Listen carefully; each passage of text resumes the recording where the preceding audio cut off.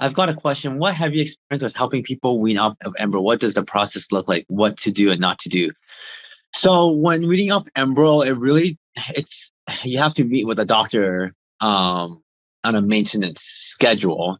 And weaning off, like usually what I'll do is it's every 7 days. So sometimes I'll go up to every 2 weeks, every 3 weeks.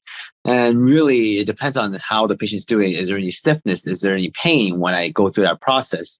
If there is, then I'm not going to wean off anymore. But if there continues to be remission, then yeah, I'll slowly take the patients off of it. The only concern with doing that we get told as patients is developing antibodies to the medications if they become more infrequent.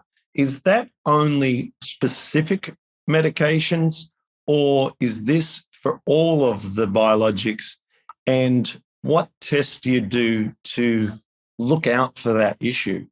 Yeah, so I mean, antibodies can be developed in any of the biologics, and it can be you can develop antibodies on the first dose. You can develop antibodies on the 100th dose, and just because someone has some antibodies doesn't mean that they're going to be resistant to the medication.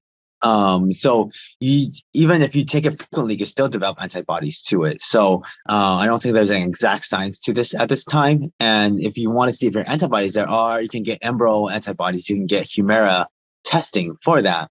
You can get levels of Humira as well. So those are tests out there, but we as rheumatologists, when patients are in remission, some rheumatologists will take patients off of it.